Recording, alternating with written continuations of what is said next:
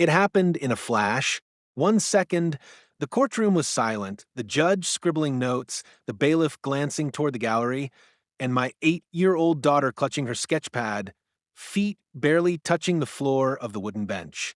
Then, the next second, chaos. Screams. A chair toppled. Someone yelled, "She's got a gun."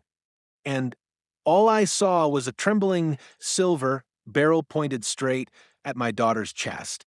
Karen, rage twisting every inch of her face, stood 3 feet away, hand shaking, eyes wild. No one moved. The entire courtroom froze, as if time itself had slammed on the brakes.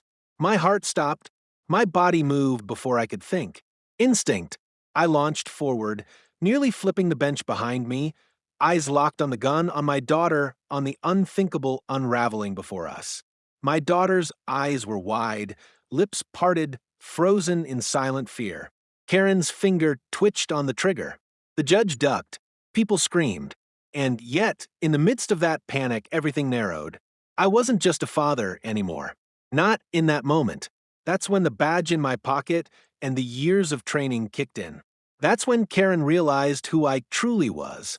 But by then, it was too late. And if you think this started in that courtroom, you're wrong. No, this began weeks earlier with a garden hose, a petty HOA dispute, and a neighbor who refused to be told no. What you're about to hear isn't just a story about a crazy woman and a courtroom breakdown. It's about the terrifying lengths some people will go to when power goes unchecked, and what happens when they finally pick the wrong parent to mess with. Because what Karen didn't know, what no one in that courtroom knew, was that I'm not just a father. I'm a federal agent, and I don't miss. Not when my daughter's life is on the line. My name is Chris, and I've lived a quiet life by design. Not because I'm shy and not because I have something to hide, but because my world has always been about control, measuring my steps, observing before acting, and keeping my daughter safe above all. My daughter, Lily, is the kind of child that makes strangers smile when they pass her on the sidewalk. At 8 years old, she has a voice like a songbird and a heart so pure, it makes you want to be better just by standing next to her.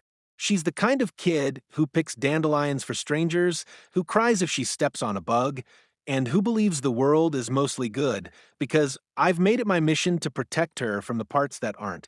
After losing her mother, when she was just 3, it's been just the two of us. I never remarried. I never brought women home. I built my life around her bedtime stories, her science fair projects, her morning pancakes with smiley faces. We moved into our current neighborhood about 2 years ago. A quiet, tree-lined cul-de-sac with perfectly manicured lawns, golden retrievers, friendly retirees, and one woman who ruined it all, Karen. You hear jokes about Karens, but nothing can prepare you for the real thing. Karen lived 3 houses down in a 2-story white brick with a black range. Rover she parked diagonally across 2 spots. She wore tennis skirts whether she played or not, and sunglasses even when it rained. From day one, she made it clear she ran the HOA, and by ran, I mean she ruled it like a petty tyrant with a clipboard. The welcome basket she dropped off wasn't filled with cookies, it was filled with rules. Paint color codes, noise restrictions, garbage bin angles, and lawn height limits. I smiled politely, thanked her, and tossed it straight in the recycling bin. That was my first mistake. It started small, as these things always do. A knock on the door about a wind chime violating HOA noise regulations. A note left on my windshield about my daughter's sidewalk chalk, art being graffiti. The kicker was the unauthorized ornament citation. She was referring to the solar-powered fairy lights Lily and I had strung up on her playhouse in the backyard. That was the first time I confronted her. I remember standing on her porch, holding the citation slip in my hand, my voice calm but firm. "It's a child's playhouse, Karen. We're not running a nightclub." She smiled, a cold, flat-lipped smile that didn't reach her eyes, and said, "Rules are rules. You want freedom? Buy a cabin in the woods." That was when I realized she wasn't just particular, she was power-hungry. And people like that don't stop. Over the next few months, it escalated. She filed formal complaints with the HOA board, claims that I left my trash bins out past collection time they hadn't been, that I let weeds grow over 2 inches tall, false, even that Lily had damaged her lawn while riding her bike near the curb, outrageous. But it wasn't just about me. Karen had a reputation. She'd once called the cops on a family's birthday party because she claimed the bouncy castle was a structural hazard. She fined a veteran for flying an American flag that was half an inch over the regulation height. People feared her because she knew how to weaponize the HOA charter, and because most just wanted a quiet life. But I don't intimidate easily. Still, I played it cool. For Lily's sake, I stayed polite, even when Karen's behavior became increasingly erratic. I didn't want my daughter growing up thinking every adult with a little authority turns into a monster. Then came the water hose incident. It was a brutally hot July day. Lily had invited a few kids over from the neighborhood to play in the sprinkler. Laughter filled the backyard, the kind of joy that should have been contagious. But instead, Karen appeared on the edge of my yard, arms folded, jaw clenched. "This is an unauthorized water feature," she snapped, gesturing toward the spinning flower sprinkler attached to our garden hose. I looked at her, dumbfounded. "It's not a water feature, it's a child's toy." But she wasn't listening. She stormed off, heels clacking on the sidewalk like gunshots. That evening, I received a notice from the HOA demanding a $500 fine for water misuse during a drought warning. There wasn't a drought. There hadn't been one in months. I attended the next HOA meeting. Calm, rational. I brought photos, documentation, weather reports. But Karen cut me off mid-sentence, banging her gavel like she was Judge Judy, and declared the matter closed. No appeal. No discussion. That night, Lily asked me, "Daddy, why does Miss Karen hate us?" I didn't have an answer, but I knew this had gone far enough. Over the next few weeks, strange things began happening. Lily's bike tires were slashed, not once, but twice. I started receiving anonymous complaints to Child Protective Services, claiming I left my daughter unsupervised, completely false. Our mail began arriving opened. Packages went missing. I knew it was her. I couldn't prove it, but I could feel it. My background gave me instincts most people don't have. Years of profiling, tracking, interrogating. But here's the thing, I'd kept that part of my life hidden. No badges on the wall. No government mail visible. As far as the neighborhood knew, I was a single dad working a desk job, and I intended to keep it that way. I'd done enough kicking down doors and wiretapping phones for one lifetime. This was supposed to be my quiet season, but Karen was threatening that peace. And when you threaten my daughter, you awaken something dangerous. Then came the court summons. Karen had filed a restraining order against me. She claimed I had harassed her, endangered her safety, even followed her to the grocery store. It was all fabricated, but well written. She presented printed emails, distorted security footage, and even photos of herself with makeup bruises, clearly faked. She played the victim perfectly. I remember sitting in the courtroom, stunned at the audacity. But what truly shocked me was how far she was willing to go. She requested the court consider revoking my custody, claiming Lily wasn't safe with me. That was the moment I felt something inside me shift. It wasn't rage. It was resolve. I knew then that this wasn't about HOA violations anymore. This was personal. She wanted to ruin my life, take my daughter, break me. And that's when I started digging. Quietly, carefully. I pulled surveillance logs, found inconsistencies in her statements, dug into public records. What I found stunned me. Karen had a sealed record, 2 past misdemeanor assault charges from another state, both buried beneath married names and sealed court documents. She had done this before. Different town. Same tactics. Same obsession with control. The pattern was chilling. But none of that mattered, yet in court, not without a formal motion. I had to stay patient. Let her keep playing the victim. But Karen? She couldn't keep up the act forever. And the pressure started getting to her. 1 week before the court hearing, she showed up outside my house and screamed at Lily while she was playing hopscotch. I got outside just in time to hear her yell, "Your daddy's a criminal. You'll be taken away soon." That was it. I filed a countersuit, this time with actual evidence. Harassment, defamation, endangerment. The court agreed to merge the cases and ordered a full hearing, Karen versus me. the final showdown. And that's what brought us to that courtroom, the day everything boiled over, the day Karen completely snapped. But what Karen didn't know was that she had just walked into a trap she couldn't escape. Because I was done being silent, and I was done playing neighbor. You'd think a courtroom date would cool things down, make people more cautious. But with Karen, it had the opposite effect. It was like pouring gasoline on a wildfire. From the moment she filed that restraining order against me, she transformed into something unrecognizable. She wasn't just a bitter HOA president anymore, she became obsessed. She escalated in ways that went beyond petty. This was no longer about property lines or solar lights. This was psychological warfare, and she waged it like she'd done it before. Every day after that filing, something new happened. Lily's school called because someone had anonymously reported that I smelled of alcohol during pickup. I don't even drink. CPS showed up at our door a second time, saying they'd received another anonymous tip, this time claiming I was leaving Lily home alone for hours. Of course I wasn't, but each knock on the door, each surprise visit, chipped away at our peace. Lily started sleeping in my bed again, asking if we were going to lose our home. She was only 8. She shouldn't even know what court is, let alone fear it. Then came the public scenes. Karen showed up at the local grocery store, mid-aisle, and started screaming at me in front of shoppers. "You're a danger. You shouldn't be around children," she shouted, pointing at me while holding a basket of organic fruit. People turned. Phones came out. Someone recorded it. I walked away, silent, calm, not saying a word, because I knew how this game worked. I knew how it would look if I raised my voice, even for a second, but every part of me wanted to scream. Not for me, for Lily, because she saw the clip on YouTube later when one of her classmates found it and said, "Isn't that your dad being yelled at?" She didn't cry. She just looked at me and said, "Are we going to be okay?" And I promised her without hesitation that yes, we were, even though I was quietly preparing for war. Karen didn't stop there.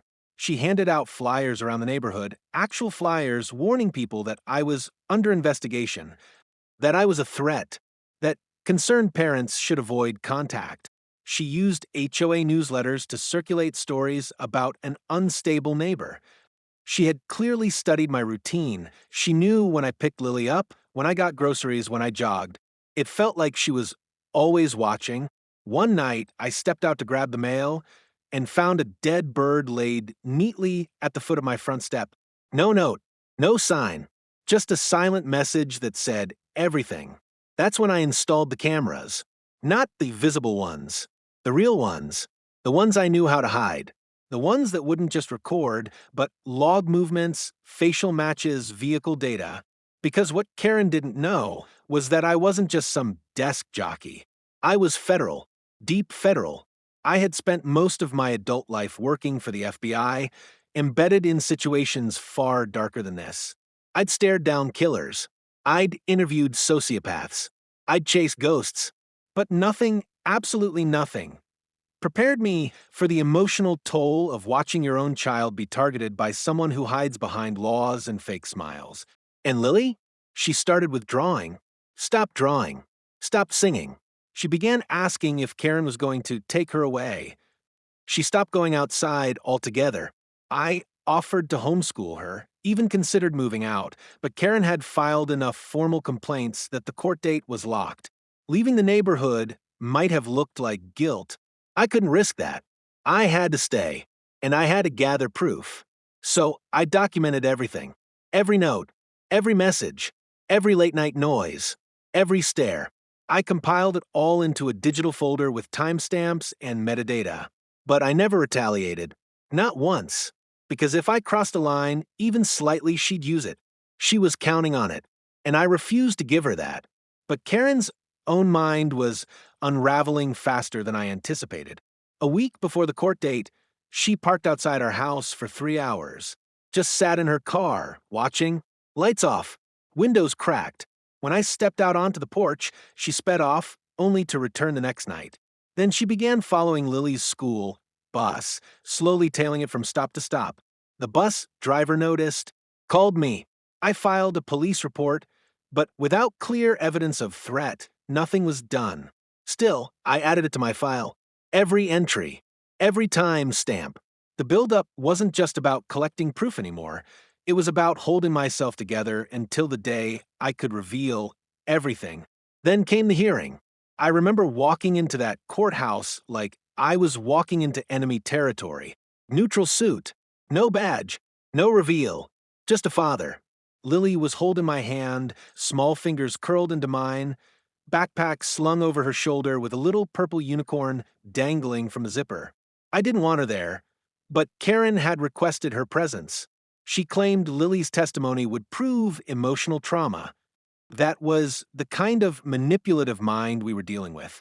The courtroom was half full, neighbors, a few other HOA members, even the local news. Karen had notified them herself. She walked in like she was the star of a soap opera, with an oversized binder of documents and a smug smirk I'd seen too many times. The judge called us forward. Karen spoke first. She cried. She stuttered. She presented emails that were photoshopped, security footage that was clearly edited. I let her talk. I didn't flinch. I watched the jury, the judge, the clerk, taking mental notes, just like I'd done for years. When my turn came, I stood slowly, opened my file, and calmly explained what I had documented. Timestamps, location pings, footage, print logs. I presented her sealed misdemeanor charges from another state, legally obtained with court permission after citing endangerment. I laid it all out, not as vengeance, but as evidence. The courtroom turned cold. Karen's lawyer looked shaken. Karen herself began twitching. Her calm cracked. Her hands trembled. Then it happened.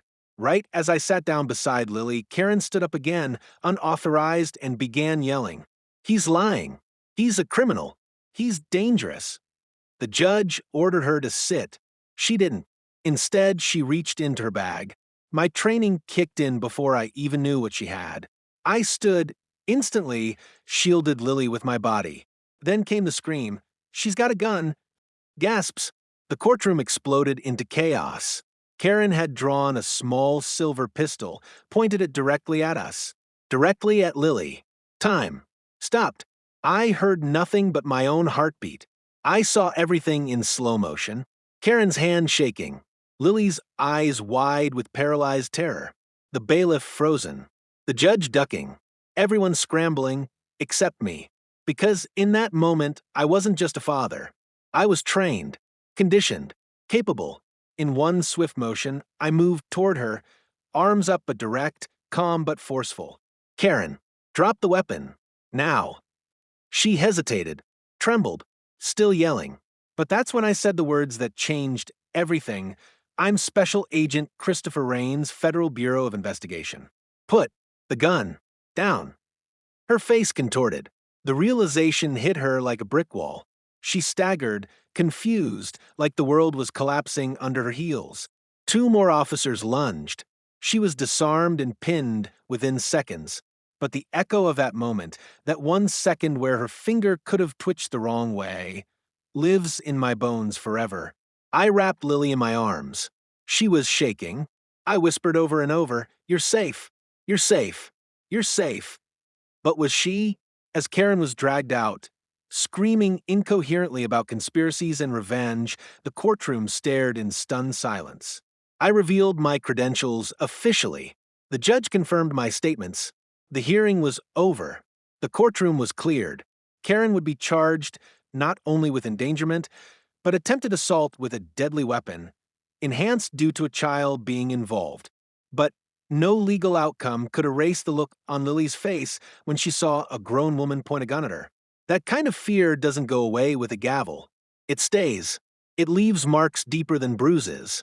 And yet, there's one thing Karen never understood, one thing she underestimated completely. I wasn't scared of her. I was trained for her. I didn't react with fear, because I was the storm waiting for her to step too far. And she did. After the chaos of that courtroom, everything changed. Karen was arrested on the spot, charged with attempted aggravated assault, unlawful possession of a firearm, and endangering the life of a minor. The bailiff, who froze during the moment, wouldn't stop apologizing to me afterward. But I didn't blame him. No one truly expects a neighborhood dispute to end with a gun in a courtroom. Karen's face, once smug and composed, was now pale, twitching, and unhinged as they hauled her away in cuffs. I didn't say a word to her. I didn't need to. The silence, the badge I finally revealed, and the look in my eyes were enough. The courtroom had seen who she really was, and for the first time they saw who I really was too. Word spread quickly. By the time we stepped outside, local reporters had already assembled, cameras flashing, microphones shoved forward. But I kept my daughter's head buried against my chest, shielding her from a noise. This wasn't her story to tell, it was mine to finish. Over the next few days, everything came to light. Karen's past, long buried under layers of aliases and sealed court documents, was now public record. Two former neighbors from another state came forward with eerily similar stories. HOA, harassment, false police reports, threatening behavior. One even admitted she had to sell her house below market value just to escape. Karen had moved state to state every 2 to 3 years, often assuming leadership roles in homeowners associations wherever she landed. It was her pattern, her addiction, control, power, fear. The neighborhood that once whispered behind closed doors about Karen now spoke openly, with shame, about how long they'd stayed silent. The same neighbors who avoided me now knocked on my door with apologies, food, or just a quiet thank you. They admitted they were afraid of her, afraid of becoming targets, too. But deep down, I knew that fear cost Lily her peace, and that was something no apology could fix. Lily, though, she surprised me. After the courtroom incident, I expected her to shut down completely. But kids have a way of being braver than we give them credit for. That night, she crawled into bed beside me and whispered, "You didn't even blink when she pointed that thing. I knew you were a superhero." I smiled, held her tight, but my heart shattered inside.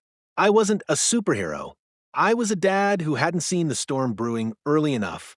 But I made her a promise that Karen would never be near her again. I kept that promise. A restraining order was granted immediately and permanently. Karen would remain in custody pending psychological evaluation and trial, and her HOA role was revoked within 24 hours by emergency board vote. The HOA board members, most of whom admitted they signed Karen's complaints without reading them, resigned one by one over the next week. A new board was formed, and for the first time, it included parents, teachers, veterans, people who knew the value of fairness. The neighborhood changed almost overnight. No more citations for wind chimes or chalk drawings. Kids laughed again on sidewalks. People waved again. But the biggest change came the day I stood in court one final time, not as a defendant, not as a father under attack, but as a citizen giving testimony for justice. The judge invited me to make a closing statement before sentencing. I stood not in uniform, not with a badge in sight, but just as a man, a father. I looked around the room, knowing Karen was watching from her seat behind the glass partition. "My name is Christopher Rains. I began and I've spent my entire life in service to this country. I've hunted dangerous men. I've infiltrated criminal rings. I've stared into the faces of monsters. But I've never feared for my daughter's life until I moved into a suburban neighborhood and met a woman named Karen. And that should tell us something. This case isn't just about HOA rules or a rogue neighbor. It's about unchecked authority. About what happens when someone weaponizes a system built for peace. It's about how we as communities allow people like her to thrive by staying silent, by looking away, by letting the noise drown out what's right. My daughter is 8 years old, and she was nearly killed in a courtroom by someone who claimed to be upholding the rules. What does that say about how we value our children's safety? Our mental health systems? Our neighborhood power structures? I paused, glancing at the judge, who nodded solemnly. I'm not here asking for revenge. I'm here asking for accountability. Because next time, there might not be someone trained enough to stop it. When I finished, the courtroom was silent. Not out of fear, but out of collective reckoning. The judge sentenced Karen to a combination of psychiatric treatment, a 5-year restraining order from all neighborhood affairs and child proximity zones, and a criminal trial to determine further sentencing. But more than the ruling, the truth was finally public. And sometimes that's what justice really looks like. My badge didn't save my daughter. My job didn't shield us. What saved us was truth and the decision not to stay silent. And in the weeks that followed, Lily returned to the things she loved. She started drawing again, only now her drawings had superheroes in suits and little girls with capes. One of them, she told me, was based on me. And every time I look at that picture, her crayon-colored version of a dad standing tall in front of a courtroom door, I remember that being a father is the hardest assignment I've ever taken on. But it's the only one where failure was never an option. If you've stayed with me this far, I want to say thank you, not just for watching, but for hearing the story. Because this isn't just my story. It's the story of every parent who's ever felt helpless in the face of authority. It's the story of every child whose innocence has been threatened by someone drunk on power. And most importantly, it's a story about choosing courage over silence. I didn't set out to be a hero. I didn't want a spotlight or a courtroom showdown. All I ever wanted was peace, a safe home for my daughter, a neighborhood where kids could ride bikes and draw on sidewalks and laugh without fear. But peace isn't always handed to you. Sometimes you have to fight for it, not with fists, but with truth, with resolve, and with the strength to say, this ends here. What happened in that courtroom could have ended differently. Seconds mattered. Training mattered. But more than that, decency mattered. Community mattered. And the tragic truth is, too many of us look the other way when someone abuses their little corner of power. We excuse their behavior. We say, that's just how they are. We stay silent, hoping it will blow over. But silence is what people like Karen count on. And silence is what allows injustice to bloom in broad daylight. I hope this story reminds you that your voice matters. Your boundaries matter. And when someone crosses them, no matter how small the offense may seem at first, it's okay to say, no. You don't get to make my family feel unsafe. Stand tall. Be firm. Protect what matters. Because you never truly know what kind of storm someone's hiding behind a smile and a clipboard. To every parent watching, hold your children tighter tonight. Teach them kindness, but also teach them courage. Let them see you stand up for what's right. Because the world won't always be fair, but we can choose to be. And if this made your heart pound or your eyes tear up, if this made you feel something, then I ask you to do just one thing. Backhand index pointing right like this video, comment with your thoughts, and subscribe to our channel, HOA Denied Access, because no one should feel powerless, especially not our children. Let's shine a light on these stories. Let's build a world where Karens don't win. And if you've ever felt alone in the fight, just remember, you are not alone anymore. We see you, we stand with you, and we'll keep telling the stories that others try to silence.